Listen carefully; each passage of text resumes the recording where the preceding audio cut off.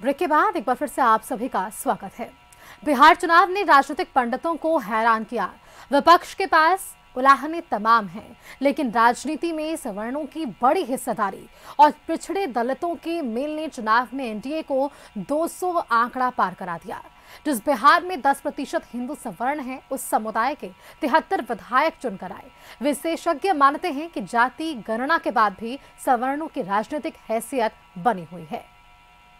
सबका साथ, सबका विकास और सबका विश्वास, प्रधानमंत्री नरेंद्र मोदी का यह नारा भी बिहार चुनाव में एनडीए की जीत की सीढ़ी में ईंट जोड़ा। जाति गणना का गणित भी सॉल्व हुआ। 2 अक्टूबर 2023 को जब जाति गणना की रिपोर्ट आई तो लगा राजनीति में सवर्णों को राजनीतिक पार्टियां भाव नहीं देंगी, क्योंकि जाति गणना में हिंदू सवर्णों की जनसंख्या सिर्फ 10% थी। कहा यही जाने लगा कि राजनीतिक पार्टियां शायद ही अधिक सवर्णों को टिकट दें, लेकिन सारे अनुमान धरे के धरे रह गए। टिकट वितरण से लेकर परिणाम तक में सवर्णों की हिस्सेदारी बढ़ी है। जीत के बाद पार्टियों के तर्क और उलाहने अलग अलग हैं। एनडीए तो जाति देख करके राजनीति करती ही नहीं है, एनडीए तो जमात की राजनीति करती है। एनडीए सेवा और सुशासन की राजनीति करती है। हमने टिकट उन लोगों को दिया जिनका ट्रैक रिकॉर्ड सेवा और सुशासन का रहा है, और वो चुनाव जीत के आए। बिहार की देवतुल्य जनता ने उन्हें आशीर्वाद दिया। ये सवाल तो आप उनसे जाके पूछें जो सिर्फ और सिर्फ जाति की राजनीति करते हैं, जो माई समीकरण की बात करते हैं, जो भूरा बाल साफ करो की बात करते हैं। ये सवाल तो उनके लिए होना चाहिए ना। भारतीय जनता पार्टी, जनता दल यू जिस तरह से टिकट वितरण किया, और जो जनता दल यू कहा करती थी कि हम अति पिछड़ा समाज, पिछड़ा वर्ग की राजनीति करते हैं, उनका पोल खुल गया। और ये लोग किस तरह की राजनीति करते हैं, ये स्पष्ट रूप से सामने आ गया। चुनाव में टिकट देने की बारी आई तो हर दलों ने खोलकर टिकट बांटे, और इसी का परिणाम है कि 243 सदस्यीय बिहार विधानसभा में 73 फॉरवर्ड चुनकर आए हैं। कुछ आंकड़े भी आपको दिखाते हैं। बीजेपी 101 सीट पर चुनाव लड़ी और 49 अगड़े उम्मीदवार को मैदान में उतारा। इसी तरह जेडीयू ने 101 सीटों पर अपने उम्मीदवार उतारे, इनमें 22 अगड़े उम्मीदवार थे। एलजेपीआर 29 सीटों पर लड़ी, 22 सवर्ण उम्मीदवार थे। जितना मांझी की पार्टी हम 6 सीटों पर चुनाव लड़ी, 2 सवर्ण उम्मीदवारों को टिकट दिया। रालोनमा 6 सीटों पर लड़ी, 2 सवर्ण उम्मीदवारों को टिकट दिया।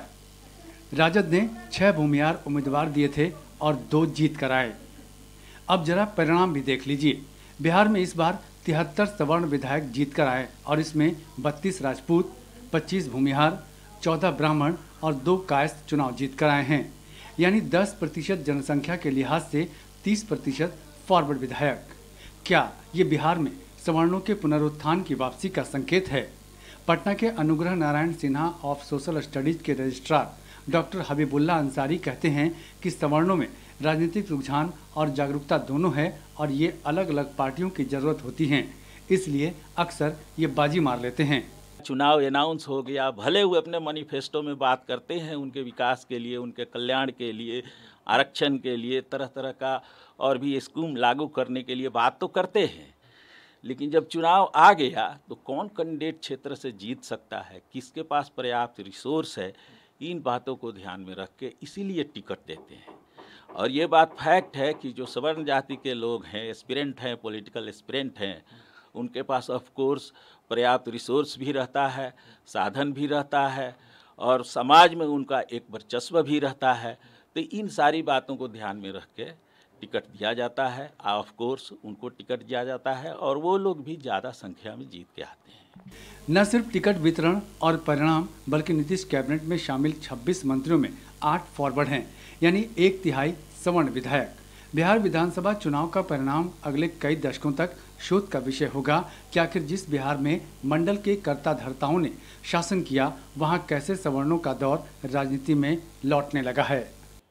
सभी पार्टियों ने खुलकर सवर्णों को टिकट बांटा, और इस बार के चुनाव परिणाम में भारी संख्या में, रिकॉर्ड संख्या में सवर्ण विधायक जीतकर विधानसभा पहुंचे हैं। कैमरा पर्सन फिरोज के साथ प्रीतम कुमार, कशिश न्यूज, पटना।